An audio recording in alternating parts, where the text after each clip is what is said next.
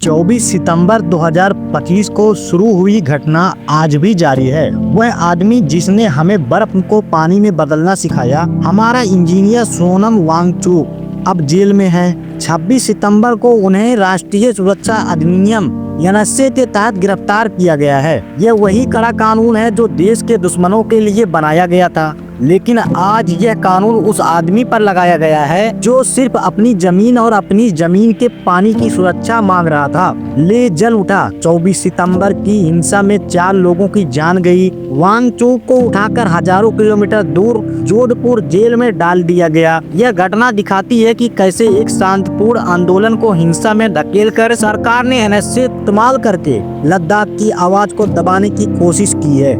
वांगचुक ने महीनों से केंद्र सरकार से ले एक्सप्रेस बॉडी और केडीए की मांग को पूरी करने की कोशिश की, लेकिन लगातार नजरअंदाज किया गया। बातचीत टूटने पर उन्होंने अंतिम हथियार उठाया, अहिंसा। उन्होंने 15 दिन का अनशन शुरू किया, लेकिन 24 सितंबर को क्या हुआ? अचानक विस्फोट हुआ। शहर में युवा प्रदर्शनकारियों का गुस्सा फूट पड़ा। यह गुस्सा रातों रात नहीं आया, यह वर्षों की अनदेखी का परिणाम था। प्रदर्शनकारियों ने बीजेपी कार्यालय को जलाया, सरकारी वाहनों और लद्दाख जैसी इमारतों को नुकसान पहुंचाया। पुलिस और भीड़ के बीच भीषण झड़प हुई। कम से कम 4 लोगों की जान गई और 80 से ज्यादा घायल हुए। पुलिस ने कहा कि उन्हें आत्मरक्षा में फायरिंग करनी पड़ी। वांगचुक ने तुरंत अनशन तोड़कर हिंसा पर दुख जताया। उन्होंने इस युवाओं का गुस्सा कहा और इसे जेन जेड क्रांति नाम दिया। उन्होंने कहा कि युवाओं को लग रहा था कि उनकी बात नहीं सुनी जा रही है, इसलिए उन्होंने यह रास्ता अपनाया। सवाल है, क्या इस हिंसा से आंदोलन को पैदा हुआ? नहीं,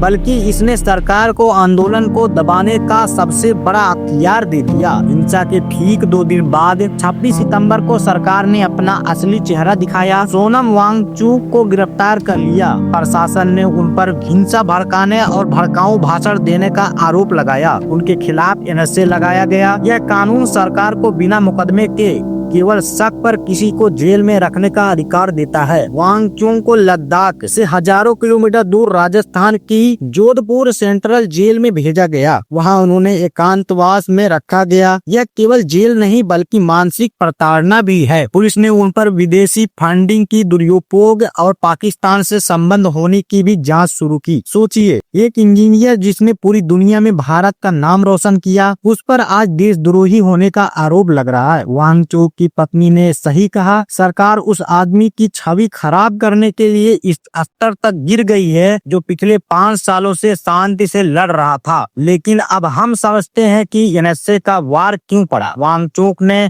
हमेशा शिक्षा और पर्यावरण के लिए काम किया। उन्होंने स्कूल बनाया ताकि लद्दाख के बच्चे अपनी मिट्टी से जुड़ा ज्ञान सीख सकें। उन्हें हिम स्तूप बनाया। यह कोई साधारण तकनीक नहीं, यह बर्फ को धीरे धीरे पिघलाकर बसंत में खेतों को पानी देती है। यह तकनीकी हमें जलवायु संकट से बचा रही थी। वांगचुक ने समझ लिया था कि हिम स्तूप तभी सुरक्षित रहेगा जब हमारी जमीन हमारे पास रहे। अगर बाहरी लोग आए तो अनियंत्रित विकास और जमीन की खरीदी फरोख्त से हमारा नाजुक पर्यावरण खतरे में पड़ जाएगा। इसलिए वांगचुक का राजनीतिक कार्यकर्ता बनना उनका हृदय परिवर्तन नहीं था, बल्कि लद्दाख को बचाने का सबसे जरूरी कदम था। आज वांगचुक जिस एनएसए का सामना कर रहे हैं वह इसलिए है क्योंकि हम संवैधानिक सुरक्षा मांग रहे हैं। हमारी मुख्य मांग 6ठी अनुसूची है। यह संविधान का हिस्सा है जो आदिवासी क्षेत्रों को उनकी जमीन, जंगल और संस्कृति को बाहर हस्तक्षेप से बचाने की शक्ति देता है।